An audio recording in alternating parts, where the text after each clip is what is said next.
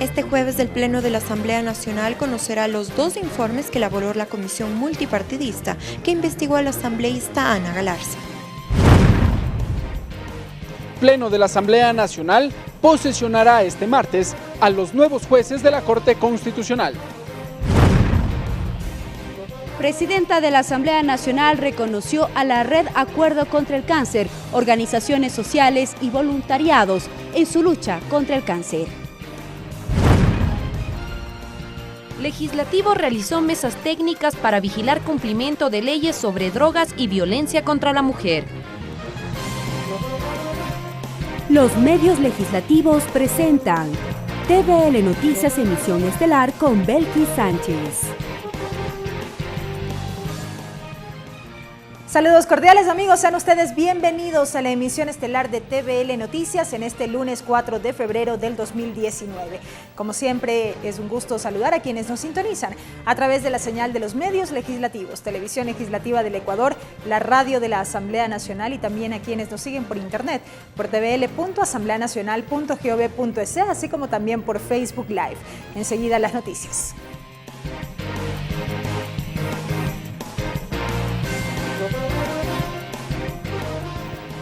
Iniciamos contándoles que las tarjetas de crédito cobrarán más por los pagos mínimos. Así lo resolvió la Junta de Política y Regulación Monetaria y Financiera. Al interior de la Asamblea Nacional existe malestar por esta resolución. Los legisladores no descartan llamar al ministro de Finanzas para que explique los motivos de esta decisión. La resolución fue suscrita por el ministro de Finanzas, Richard Martínez, que en calidad de presidente de la Junta de Política y Regulación Monetaria, dispone que cuando se efectúe el pago mínimo en las tarjetas de crédito, se cobrará el interés correspondiente sobre los valores pendientes a cancelar y se calculará desde la fecha en que se hizo el consumo y ya no desde el corte. Por ejemplo, si usted efectuó un consumo en enero por $1,000 y abona un pago mínimo de $300, el cálculo del interés se realizará por los 700 restantes. Además, se hará cuenta desde la fecha de compra y ya no desde la fecha de cada corte. La resolución de la Junta ordena que si ha vencido el periodo de gracia, el tarjetaviente no ha cubierto los valores pendientes, la entidad financiera cobrará el interés desde la fecha del consumo. Además, se recargará el interés de mora desde el vencimiento del periodo de gracia. Desde la Asamblea Nacional ya se busca que esa disposición sea aclarada. Los asambleístas Alberto Arias y Gabriela Larreategui se pronunciaron. La resolución está tomada, pero nada está escrito en piedra. Usted sabe que aquí pueden hacer lo que quieran mientras ellos pretenden o creen que está bien, pero para eso está el ente regulador que es la Asamblea Nacional. Es decir, yo tengo un contrato con una tarjeta de crédito, que la tarjeta de crédito me hace esta operación de crédito, paga por mí el bien que yo he adquirido y me dice tú puedes pagar hasta el 15 de cada mes. Ese es el contrato que yo tengo con la tarjeta de crédito. En ningún momento el contrato ha sido no, yo voy a pagar los intereses desde que adquirí el producto. Mientras que desde el movimiento Creo, el asambleísta Patricio Donoso cree que esa decisión corresponde al Ejecutivo y que ahí la Asamblea Nacional poco puede hacer. Lo que la Asamblea puede hacer es exhortar, pedir, llamar a que se nos explique, salvo que alguien quisiese modificar una ley. Por su parte, el secretario de Comunicación, Andrés Michelena, señaló que el presidente de la República convocó a la Junta para revisar la resolución. Hasta el cierre de esta edición, la Asociación de Bancos Privados del Ecuador no se había pronunciado al respecto. Ricardo Bravo, TVL Noticias. Y les contamos que este jueves 7 de febrero el Pleno de la Asamblea Nacional conocerá los informes tanto de mayoría cuanto de minoría de la Comisión Multipartidista que investigó a la asambleísta Ana Galarza. Los asambleístas escucharán la defensa de la legisladora y tomarán una decisión.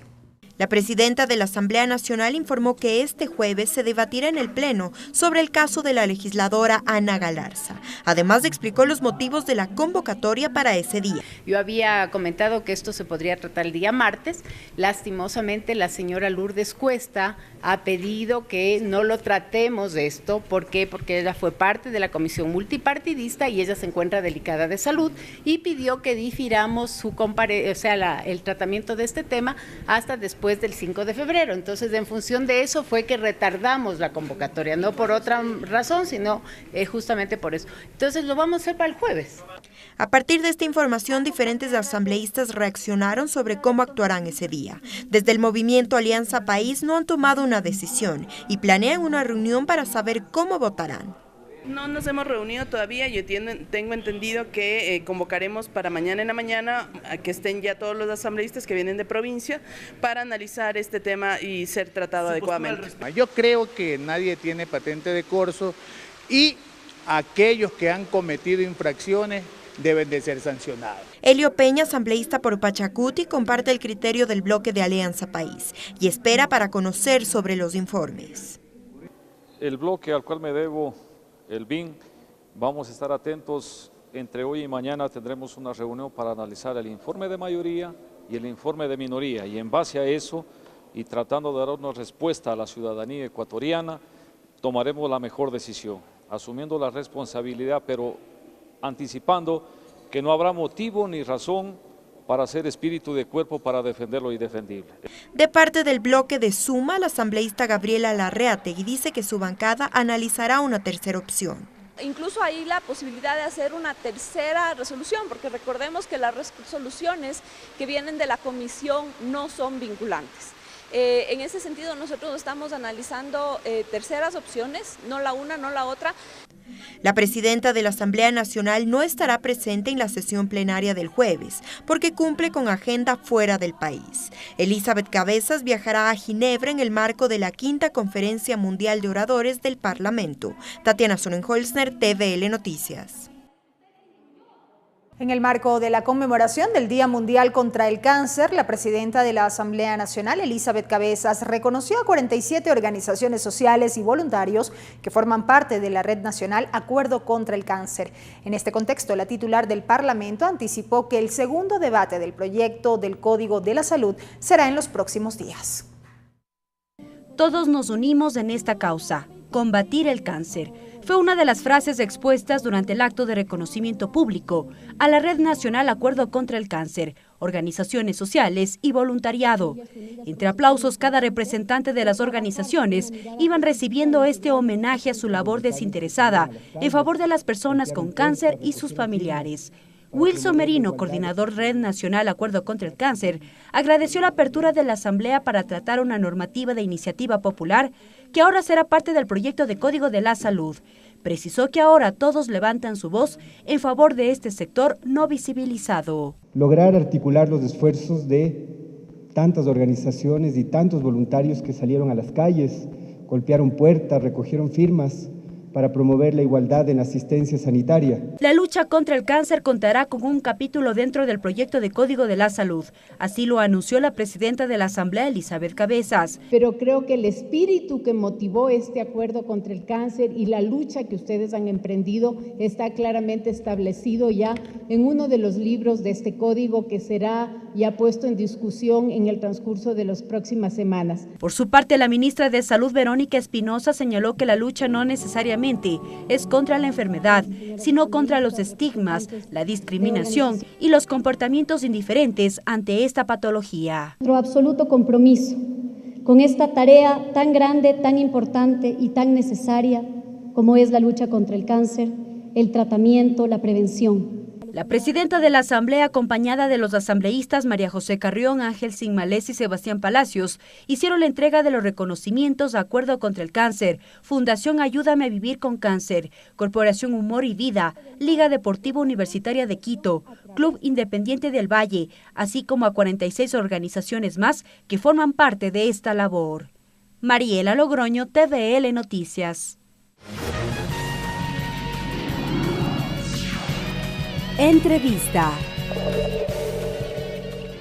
Y precisamente a propósito de la conmemoración del Día Mundial contra el Cáncer, este 4 de febrero, nuestro compañero Ricardo Bravo tuvo la oportunidad de dialogar con Wilson Merino, quien es coordinador de la Red Nacional Acuerdo contra el Cáncer. Revisamos de inmediato esta entrevista. Wilson Merino, director ejecutivo de la Fundación Cecilia Rivadeneira, coordinador de la Red Nacional Acuerdo contra el Cáncer.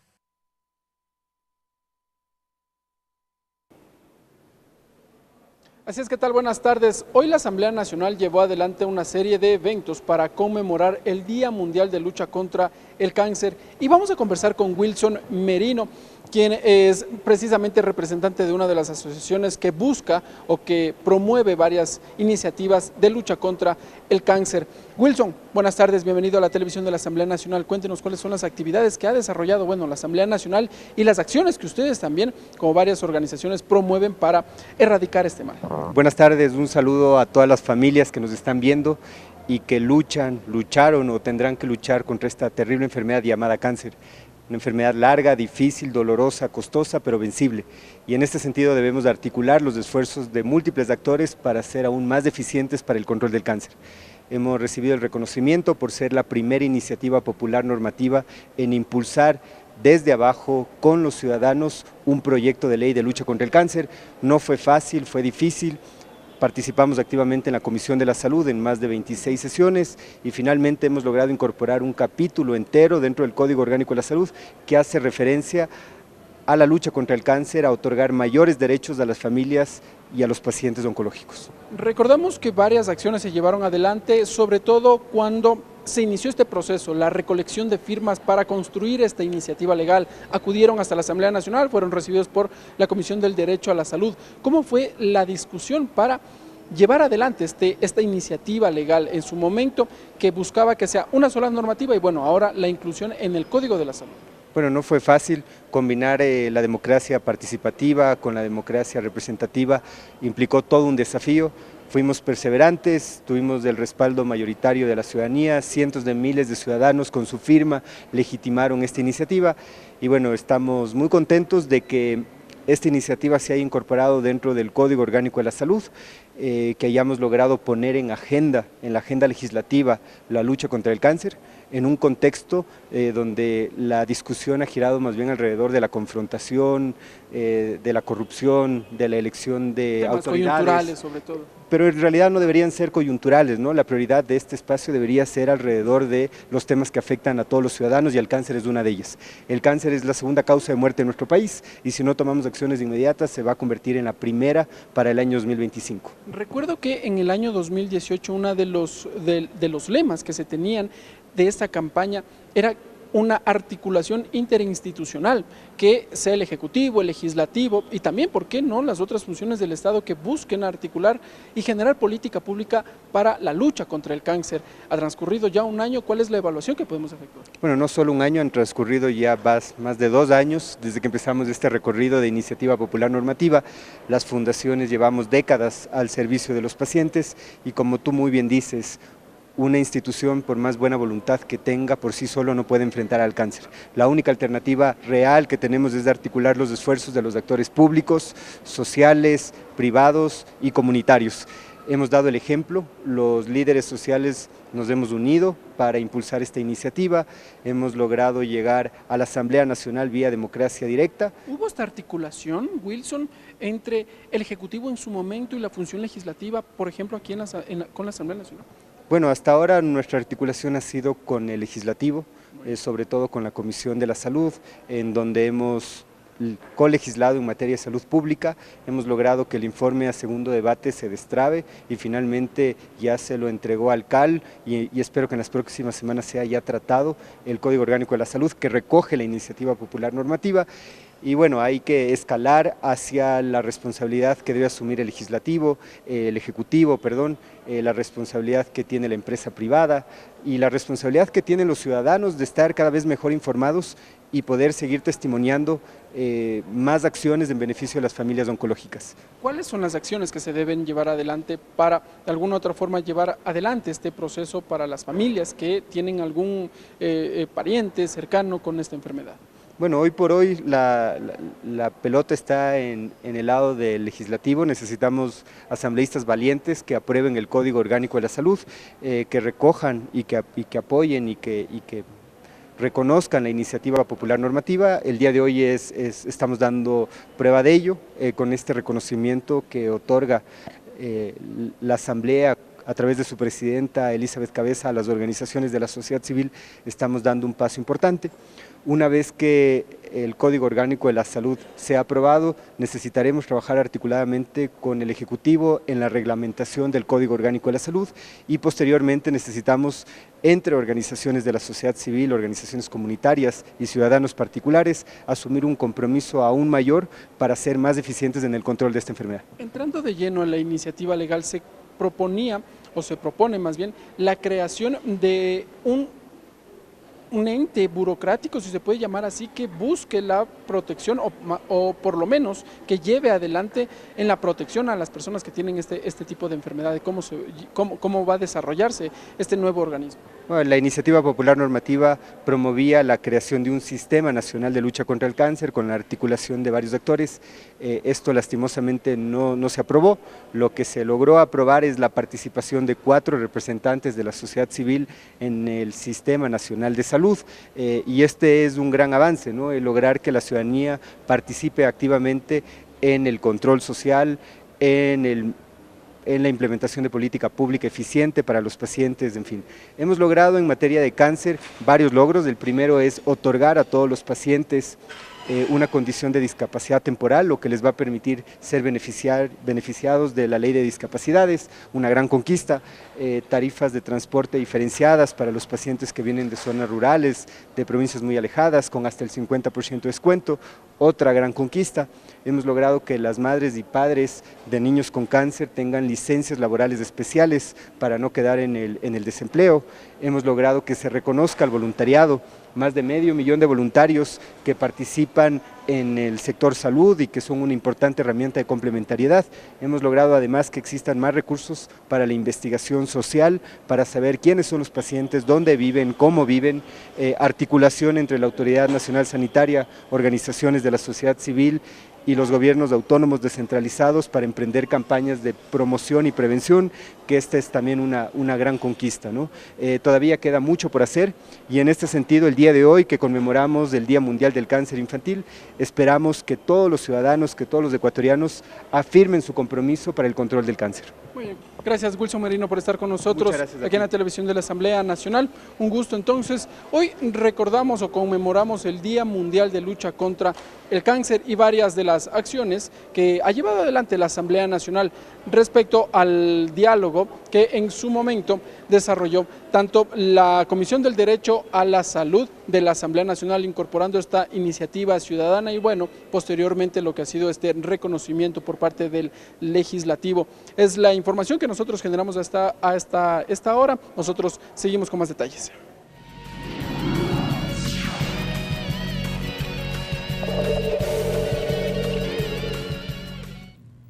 Y a continuación recibimos a nuestro compañero César Guanolema con la traducción al quichua.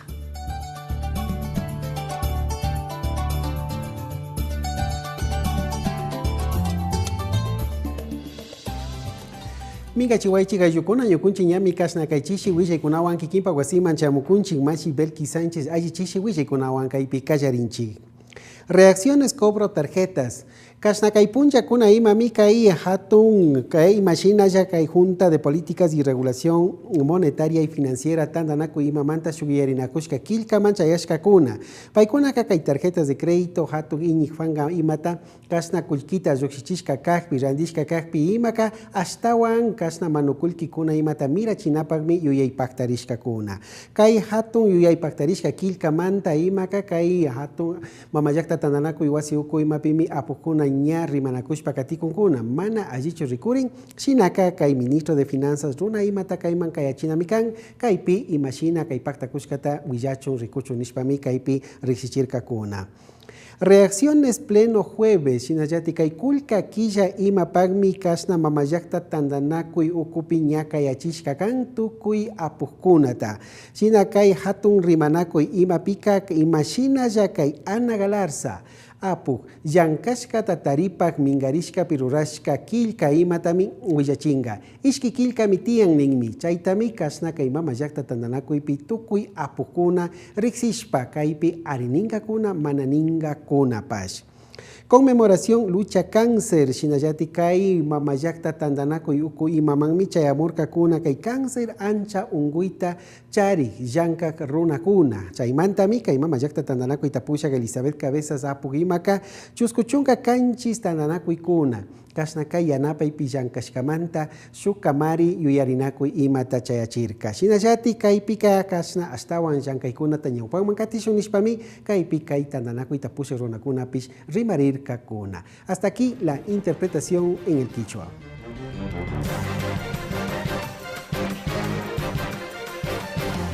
Regresamos con TVL Noticias, emisión estelar, luego de la siguiente pausa promocional. Continuamos con TVL Noticias, emisión estelar. Más información, amigos, gracias por acompañarnos. La Asamblea Nacional abre una mesa de diálogo para conocer la aplicación de la ley que busca erradicar la violencia contra las mujeres. La presidenta del Legislativo, Elizabeth Cabezas, precisó que es necesario articular acciones para erradicar esta problemática. Con la presencia de legisladores, autoridades municipales y gubernamentales, la Asamblea Nacional instaló la mesa de seguimiento a la aplicación a la ley para erradicar la violencia contra la mujer.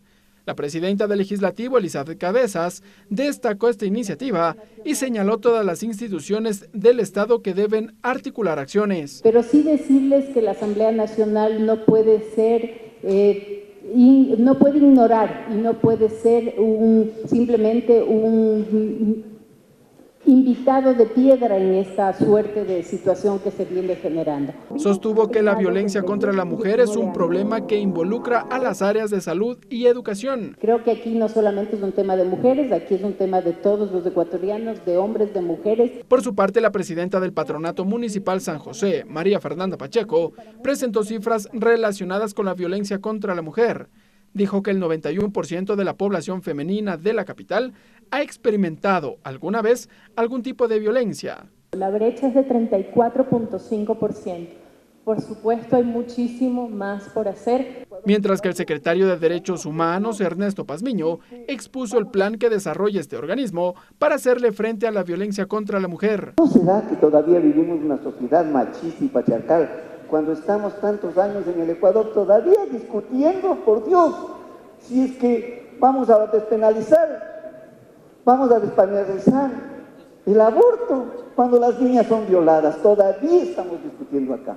La Asamblea Nacional se comprometió a fortalecer los mecanismos de control para observar el cumplimiento de la ley que busca erradicar la violencia contra la mujer. Ricardo Bravo, TVL Noticias. Y esta misma jornada también se llevó a cabo la mesa técnica de seguimiento de los avances y resultados de la aplicación de la Ley Orgánica de Prevención del Fenómeno Socioeconómico de las Drogas. La prevención, el incremento del consumo, así como las competencias de los gobiernos autónomos descentralizados fueron algunos de los temas abordados. Con la presencia de la presidenta de la Asamblea Nacional, asambleístas, delegados de los ministerios, de la Fiscalía, de gobiernos autónomos, del ECU 911 y entre otros, se desarrolló la mesa técnica para revisar el cumplimiento y resultados de la aplicación de la Ley de Prevención del Fenómeno Socioeconómico de las Drogas. La presidenta del Parlamento dijo que la Asamblea Nacional está desarrollando reformas para potencializar la erradicación de este fenómeno. La Comisión de Justicia está trabajando en varias reformas que se han planteado al Código Orgánico Integral Penal, pero también se está trabajando de una manera integral en lo que es el tratamiento del Código Orgánico de la Salud. Por su parte, la coordinadora del Grupo Parlamentario de Drogas, María Mercedes Cuesta, dijo que el resultado de que hoy se unan a este evento tiene que ver con un problema de salud pública que afecta a todos. Control de los centros clandestinos. Verificar el cumplimiento de políticas públicas de prevención basadas en evidencia científica. Esa es otra cosa muy importante. Sistema de funcionamiento con las competencias asumidas de la ex-CETEP. Y cómo integrar a los GATS. Verónica Espinosa, ministra de Salud, reconoció el trabajo que hace la Asamblea Nacional y dijo que desde su cartera de Estado el compromiso está para prevenir que más jóvenes caigan en esta enfermedad. Insisto en mi felicitación, señora presidenta, por esta convocatoria, por su presencia aquí hoy y la de los demás asambleístas que da fe del nivel de involucramiento que tiene la Asamblea Nacional parte importantísima de nuestro Estado para atender este problema. Entre los invitados estuvo el viceministro del Interior Diego Tipán y el comandante de la policía Marco Villegas. Ellos expusieron cifras sobre el trabajo realizado desde este ministerio y revelaron que desde el año anterior existe un alza del 6.5% de tráfico de estas sustancias. La investigación e inteligencia criminal para identificar y desarticular grupos de delincuencia organizada vinculados al tráfico internacional de drogas y los delitos conexos, interdicción terrestre, marítima y aérea para prevenir, detectar y neutralizar los flujos ilícitos de drogas. Tenemos el clorhidrato de cocaína que los resultados en 2018 datan de 1,5 toneladas más o menos aproximadamente incautada, pasta base igual 1,5 toneladas, marihuana, que es la sustancia más comercializada en nuestro país, son 11.7 toneladas y heroína tenemos apenas 1.497 kilogramos. Los invitados coincidieron en que se debe crear campañas de prevención para evitar el incremento del consumo de drogas en el país. Además, legisladores y delegados de diferentes instituciones continuarán con estas reuniones para vigilar el cumplimiento del Comité Interinstitucional de Drogas. Tatiana Sonnenholzner, TVL Noticias. Entrevista. Y sobre los detalles de esta mesa técnica, así como también de los resultados y compromisos alcanzados con las autoridades, recibimos en nuestro segmento de entrevistas a la asambleísta María Mercedes Cuesta. María Mercedes Cuesta, asambleísta nacional por el partido político Fuerza Ecuador, coordinadora del Grupo Parlamentario para la Prevención y Tratamiento Integral del Fenómeno de las Drogas en el Ecuador, integrante de la Comisión del Desarrollo Económico, Productivo y la Microempresa. Asambleísta Cuesta, bienvenida a TVL Noticias, qué gusto que nos acompañe. Gracias a ustedes por la entrevista. El fenómeno socioeconómico de las drogas, asambleísta, un tema que ya se ha dicho, es un problema de salud pública, hoy fue analizado a través de una mesa técnica con representantes de distintas instancias, autoridades del Estado, a propósito de esta revisión del cumplimiento de la ley que rige este tema. Realmente lo aplaudo porque durante mucho tiempo aparentemente no sentíamos que habían políticas públicas que estaban poniendo en marcha para la prevención. Lamentablemente tuvo que haber un accidente que dejó como saldo 18 muertos para comenzar realmente a despertar y darnos cuenta que este es un problema muy grave, es un tema muy sensible, es un problema que tenemos que asumir, tomar los toros por los cuernos y tenemos que ver de qué manera lo resolvemos. ¿Por qué? Porque no vamos a eliminar las drogas de las calles. Lo que vamos a hacer es prevenir que haya menos niños y jóvenes consumiendo drogas. A nivel de políticas públicas, ¿qué es lo que, por ejemplo, hoy se reflejó a través de estas mesas técnicas sobre lo que se está haciendo? Y con esta herramienta que es la ley que previene precisamente este fenómeno. Mire, por ejemplo, nosotros hicimos un análisis con la ministra del Interior y la ministra de Salud, así como el presidente de la República, de lo que constituía o lo que era el Comité Interinstitucional. Sin embargo, le agregamos otros entes ahí que son vitales, según lo que hemos analizado dentro del grupo, para poder trabajar de manera transversal y poder llegar a todos, a toda la sociedad y a las familias. Por ejemplo, Ministerio de Trabajo, Ministerio de Salud, Ministerio de Cultura, Secretaría del Deporte, el MIES, el Ministerio de Justicia o la Secretaría de Justicia, los GATS, que son los gobiernos autónomos seccionales, eso es muy importante. ¿Por qué? Porque cada GAT, cada municipio debe asumir lo que sucede en su territorio, porque no todos los territorios son iguales. Por ejemplo, en Paján seguramente no es la misma problemática que en Guayaquil. El consumo no es el mismo en las distintas provincias. Hay una diferencia, por ejemplo, entre la costa y la sierra. Una epidemia de H en Guayaquil. Por ejemplo.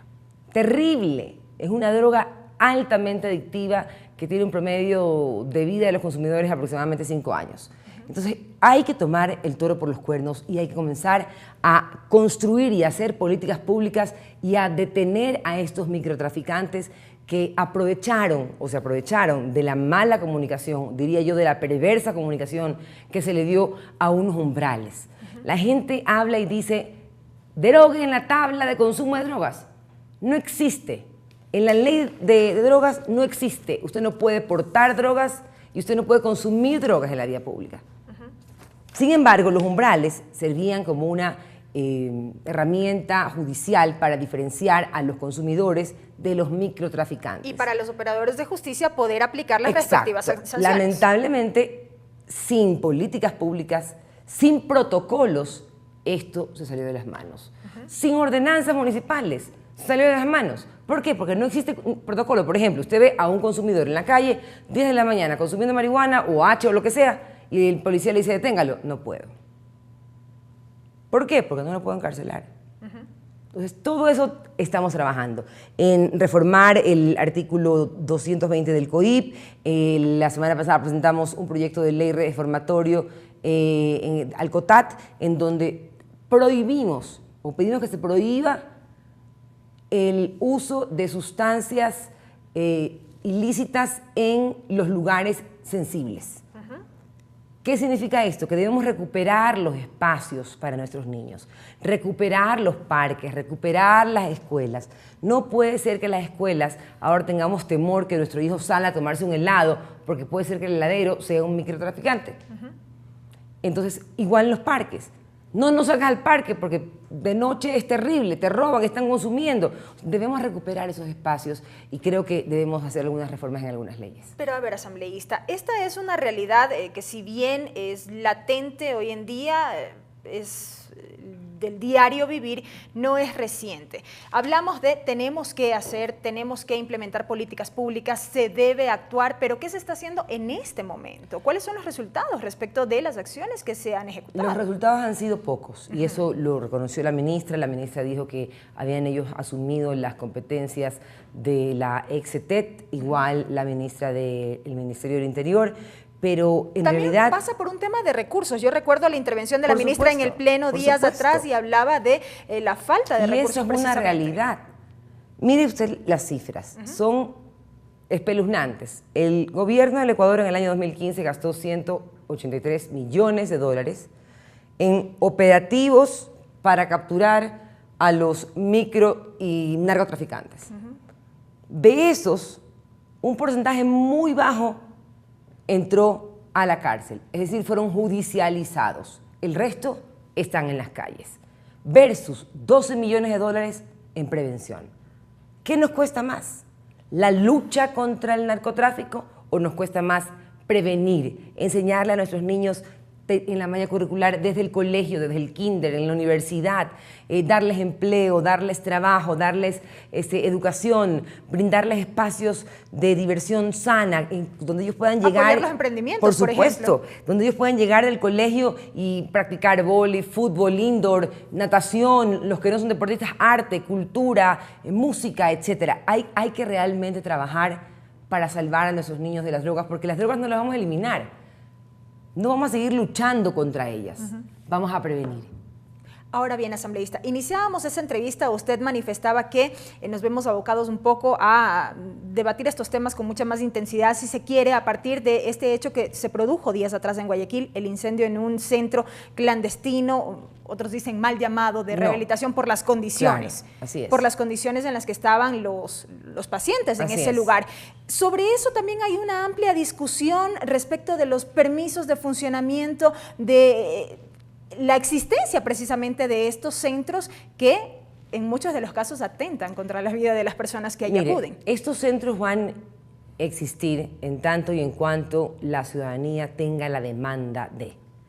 Tenemos muy pocos centros públicos, hay otros que tienen permisos del Ministerio de Salud, allá se los deriva, se subcontrata y se los deriva, y bueno, pero hacen falta. Tenemos 433 camas en el Ecuador, pero si nosotros prevenimos, quizás esas 433 sean suficientes. En la actualidad, según un reportaje del Comercio, necesitamos 13.000 camas en el Ecuador para atender la problemática de hoy de las drogas. Entonces, estos centros, por ejemplo, viene una persona, se ha curado de las drogas, se ha curado, se ha rehabilitado, es un rehabilitado, ¿cómo se dice? Soy un enfermo rehabilitado en tratamiento. Perfecto. Esa persona puede tener mucha buena voluntad, seguro que sí. y sabe lo que le funcionó a él. Pero lo que le funcionó a él no aplica en todos los casos. Entonces, no solamente que estos centros tienen una infraestructura paupérrima, algunos de ellos unos baños, duermen en el piso, sino que los maltratan, los encierran. No existen las condiciones. No existen las condiciones. Ni tampoco el número de profesionales que puedan apoyar en este proceso. Así es. Mire, cuando usted tiene un problema de drogas, es muy difícil que usted pueda llevar a una clínica particular, privada, a su hijo, porque necesita psiquiatras, psicólogos y enfermeras que sepan manejar el síndrome de abstinencia, porque es una enfermedad mental. Entonces, estos centros deben o deberían estar no solamente con la infraestructura necesaria, sino con el personal capacitado para poder atenderlos. Lo que pasó fue una desgracia y se produjo por un síndrome de abstinencia.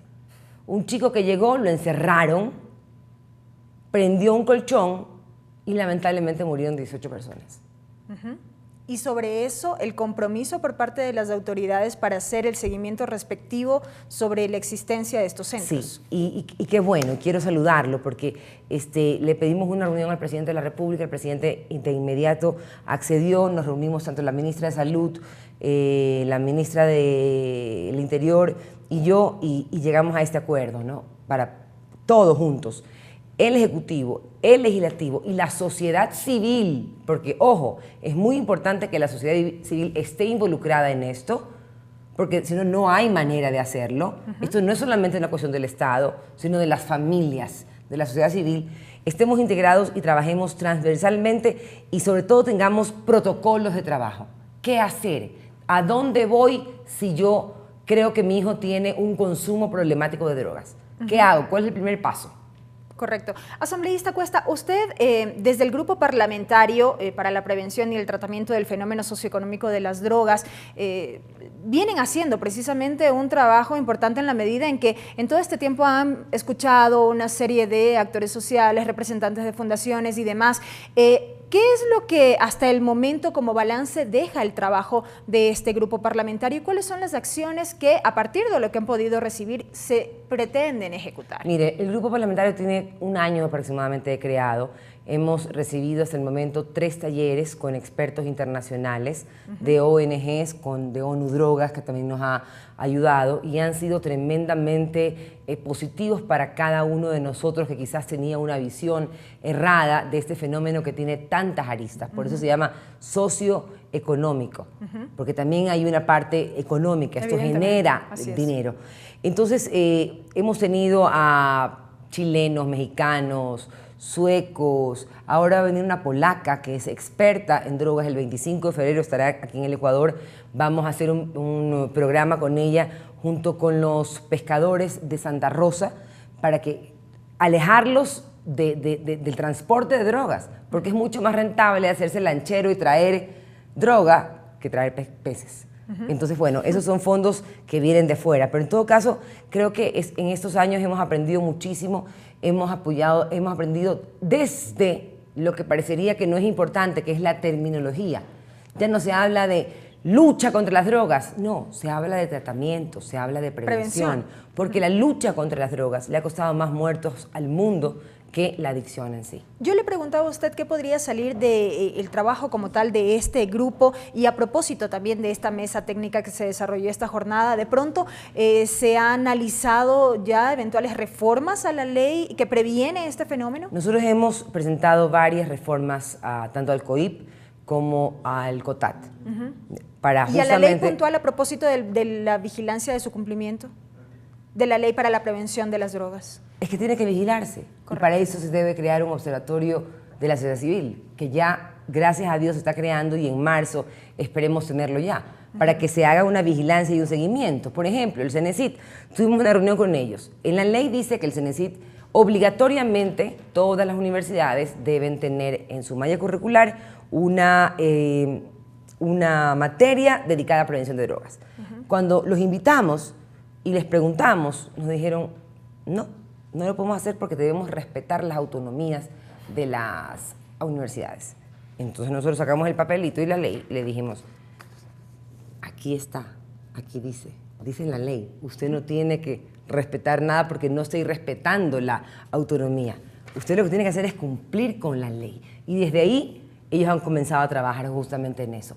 Entonces, es comenzar como desde cero a hacer las cosas bien, porque todo puede funcionar muy bonito aquí en el papel, como yo decía. Y el hecho de que esté establecido en la norma no quiere decir... Exacto, que se cumpla. Es en el territorio donde tenemos que hacer. Por ejemplo, hablaba con un alcalde que se lanza la reelección de una provincia de la costa. Y le decía, alcalde, lo invito a los talleres que vamos a hacer, porque el grupo parlamentario, junto con el Instituto de la Democracia, vamos a hacer talleres el día viernes 8 de febrero, de 9 a 13:30 en Santa Elena, en la Universidad Estatal de Santa Elena, lunes 11 de febrero, de 9 a 13:30 en Guayaquil, en el aula magna de la Universidad Católica, miércoles 13, desde las 9 hasta la 1:30 en Quito, en la Asamblea Nacional, aquí en el Salón del Ex Senado, justamente para estamos invitando a todos los candidatos para las elecciones seccionales para que ellos se empoderen de ese tema, sepan cómo manejarlo y cómo abordarlo. Y que a través de estos gobiernos municipales precisamente puedan tomar acciones como totalmente, es que si no las toman ellos, si el Estado hace desde el Ejecutivo, desde el Legislativo, cualquier cosa, son ellos los que deben tomarlas. Ellos deben hacer cumplir esas políticas y esas ordenanzas. Entonces es muy importante que los candidatos vengan. Yo siempre digo, el que no viene no le interesa.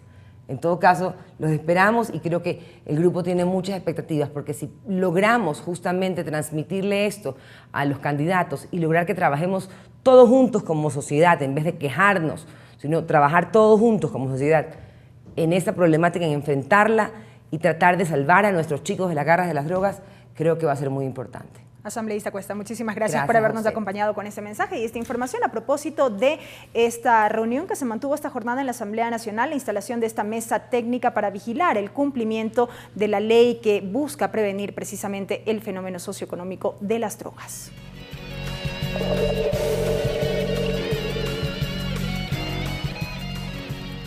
Y en más noticias les contamos que los nuevos jueces de la Corte Constitucional serán posesionados este martes por el Pleno de la Asamblea Nacional. La sesión del Legislativo está convocada para las 9:30. Existe expectativa por el trabajo que deberán desarrollar los nuevos magistrados. Tras 5 meses de que el Consejo de Participación Ciudadana Transitorio cesó en funciones a los jueces de la Corte Constitucional, este martes el Pleno de la Asamblea posesionará a los nuevos magistrados. La sesión del Pleno del Legislativo está convocada para las 9:30 y consta como segundo punto en el orden del día. Según la lista propuesta por la Comisión Calificadora del Consejo de Participación Ciudadana y Control Social Transitorio, los 9 jueces constitucionales son Luis Salgado, Teresa Núquez, Agustín Grijalva, Ramiro Ávila, Vicente Lozada, Daniela Salazar, Enrique Herrería, Carmen Corral y Carla Andrade. El asambleísta Alberto Arias mantiene sus expectativas sobre la labor que emprenderán los nuevos magistrados. Una tarea titánica porque imagínense, los casos represados en la Corte Constitucional son muchísimos. Yo creo que tienen mucho por hacer. Fue la anterior semana que el Consejo de Participación Ciudadana Transitorio avaló la lista presentada por la Comisión Calificadora y agradeció a cada uno de sus integrantes. El asambleísta Helio Peña espera que los nuevos magistrados cumplan su trabajo con total independencia. Y que vayan revestidos de una ética pública, de tal manera que los que ganen no deban favor alguno para la designación, entonces responderían así al pueblo ecuatoriano. Por otro lado, durante la sesión 574 de este martes, el Pleno de la Asamblea posesionará a César Zambrano Vera como miembro de la Conferencia Plurinacional e Intercultural de Soberanía Alimentaria. Ricardo Bravo, TVL Noticias. Asimismo, para este martes, a partir de las 11 horas, fue convocada la continuación de la sesión plenaria 565, en la que continuará el primer debate del proyecto de reformas al Código Orgánico Integral Penal, que inició el pasado 3 de enero. El establecimiento de un procedimiento expedito para sancionar los delitos de violencia contra la mujer es uno de los temas de mayor preocupación. Dentro del orden del día consta también el debate de un proyecto de resolución que dispone la comparecencia del ministro de Economía y Finanzas, el economista Richard Martínez, para que informe al Pleno de la Asamblea Nacional cuál es el impacto de las medidas económicas adoptadas por el gobierno el mes de diciembre pasado en el sector real de la economía ecuatoriana y cómo la reducción de subsidios y del gasto gasto corriente con el que se pretende reducir el déficit fiscal no obedece a una planificación o programación económica adecuada que establezca mecanismos de compensación.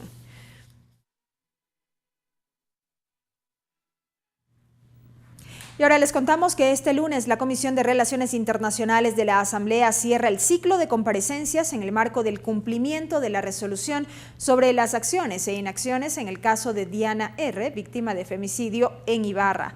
En estos momentos interviene el abogado de la familia de Diana. Mariela Logroño nos tiene los detalles. Adelante.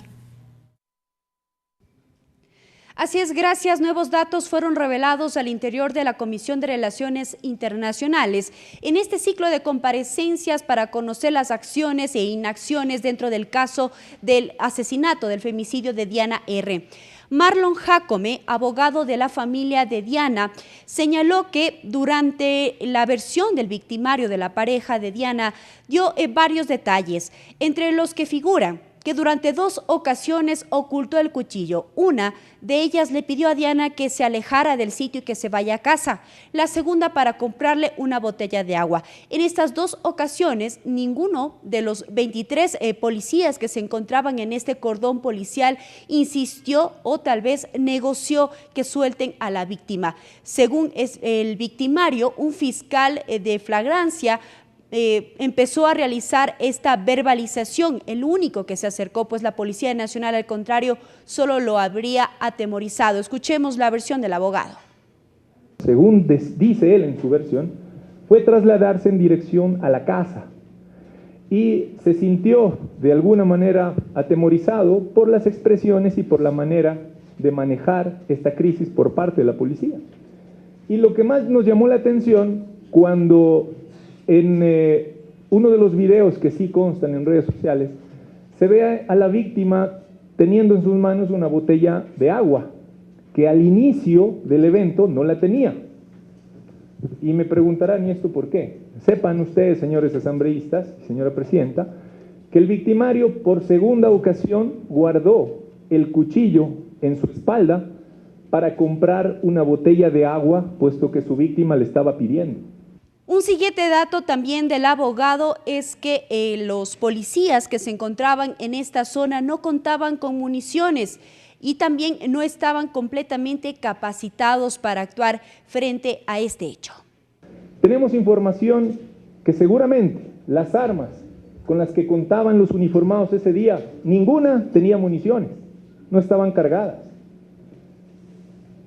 La otra información extraoficial que nosotros las teníamos, aquí ya se la mencionó y dentro de las versiones también, la capacitación por parte de la institución como tal a los miembros que estuvieron presentes ese día en ese hecho.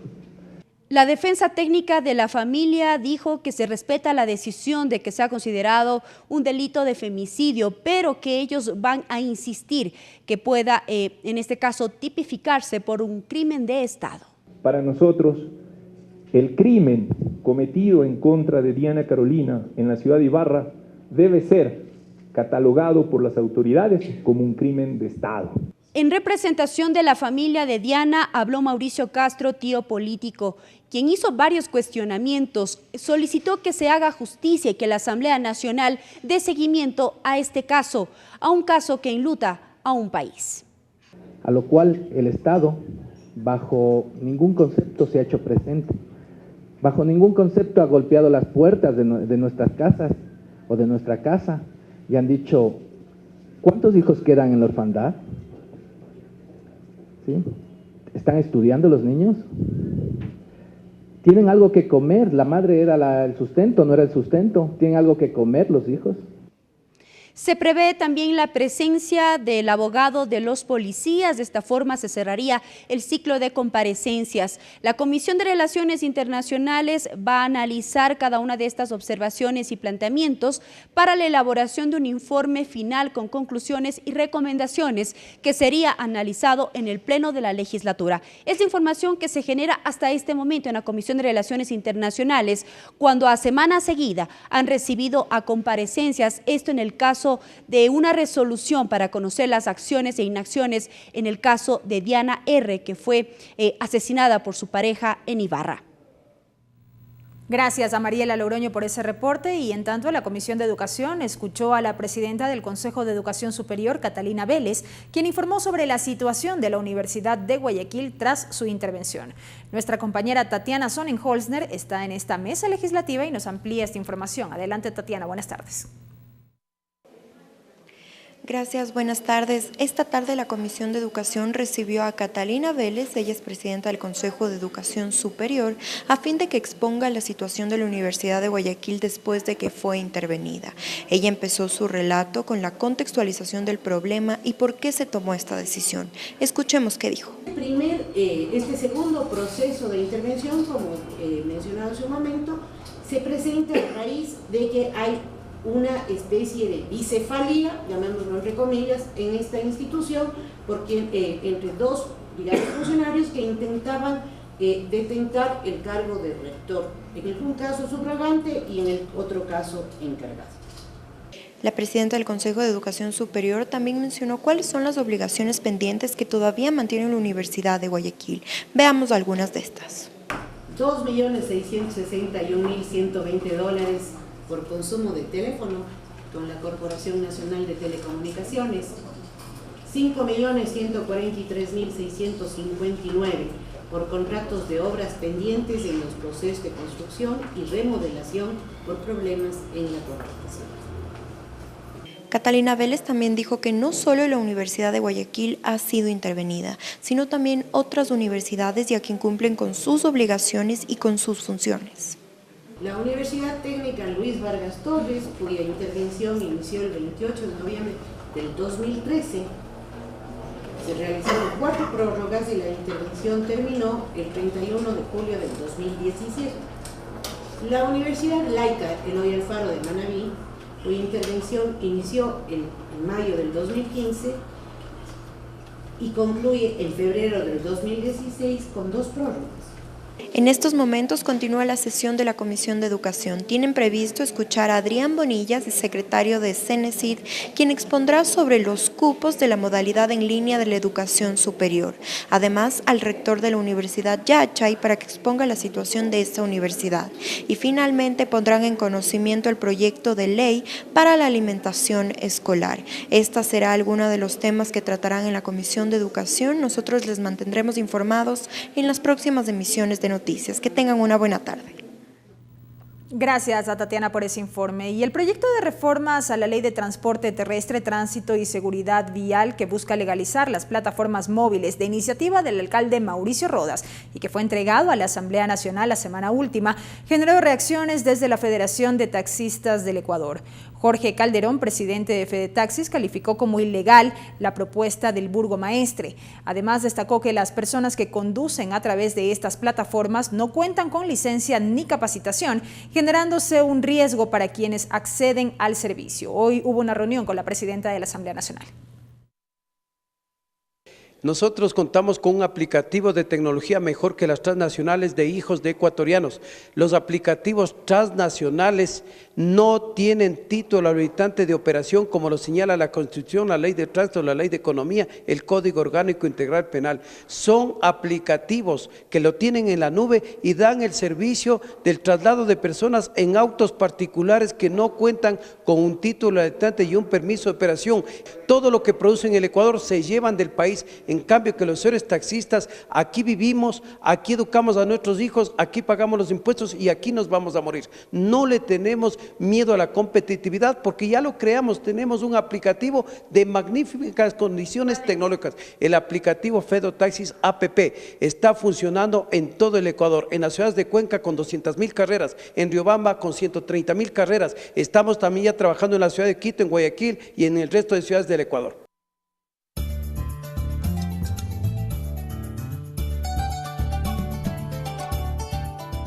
Hasta wan willay kunawan yukunchi kashna kikinpa wasiman chamukunchi kaypi riksishpa katishun.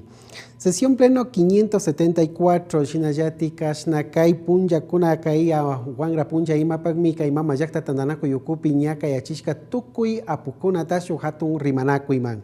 Kaipimika y Corte Constitucional Hatun Tandanako Ipi Rimari Kamak Runakuna y Mata Yankaipi Kayarichinka. Kaishinami Mama Yakta Tandanako Itapusha Gimaka Iskumpacha Chaupitu Tamanta Pakayachishka Kan. Continuación, sesión 565, Shinayati Kashnakaya Punja, Wangra Punja Pak, Chunga Pacha Tutamanta, Ima Pak Miñaka Yachishka Kuna, Shinayati Apukuna, Tatukuy, Shuhatun Rimanaku y Tacharinka, Pakaikutin Imaka, Kaipimi, Kai Código Orgánico Integral Penal, Kamachi Mushu Yachinamanta Rimanakunga Kuna, Shinayati Kaipika, Warmikuna, Yakichishka Tajarkanapak, Shinayati Kasna, Imaya Yakikuna Tiak Pichaita, Rikuranapak Mi, Kasna Kai Kamachi Mushu Yachishka Hatuyo y Kunakakan. Hasta aquí la interpretación en el quichua.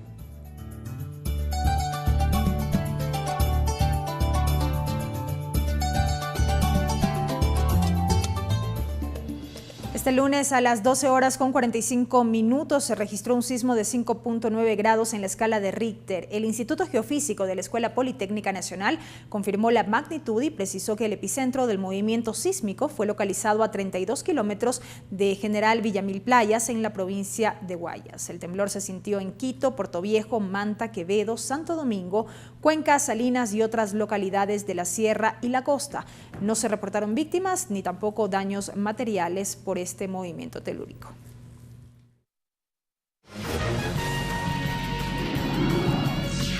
Agenda de actividades. Rápidamente la revisión de la agenda de actividades de la Asamblea Nacional para este martes 5 de febrero a las 8 de la mañana. La Comisión Ocasional para atender temas de niñez y adolescencia recibe a Ramiro García, presidente del Colegio de Abogados de Pichincha, a Nicolás Reyes, secretario técnico del Consejo Nacional para la Igualdad Intergeneracional, y a Sara Oviedo, directora ejecutiva de la Fundación Kitu Raimi, sobre las observaciones al proyecto de ley orgánica interpretativa al artículo 106 del Código de la Niñez y Adolescencia. Será en el Salón 1, primer piso, Palacio Legislativo. 9 horas con 30, rueda de prensa del asambleísta Homero Castanier junto al bloque del movimiento Creo y su postura respecto al caso del asambleísta Ana Galarza. Será en la sala de prensa, planta baja. 9 horas con 30, sesión 514 del Pleno de la Asamblea Nacional, la posesión de los jueces de la Corte Constitucional designados por el Consejo de Participación Ciudadana Transitorio y también la posesión de César Antonio Zambrano Vera como miembro de la Conferencia Plurinacional e Intercultural de Soberanía Alimentaria. 11 horas, continuación de la sesión 565 del Pleno de la Asamblea Nacional para retomar el primer debate de las reformas al Código Integral Penal. Así también la discusión de un proyecto de resolución que dispone la comparecencia del ministro de Economía y Finanzas, economista Richard Martínez. 16 horas, comisión ocasional para coordinar, evaluar y dar seguimiento al cumplimiento de las responsabilidades del Consejo Consultivo previsto en el artículo 23 de la Ley de Tránsito, recibe a Luis Azogue, representante de Transporte Técnico Logístico, Osvaldo Guamán, representante de FENATEI, José Luzón, y una denuncia contra la ANT, entre otros ciudadanos. Será en el Salón 1, primer piso, Palacio Legislativo.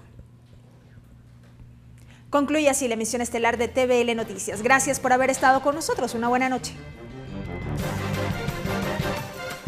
Los medios legislativos presentaron TVL Noticias, emisión estelar.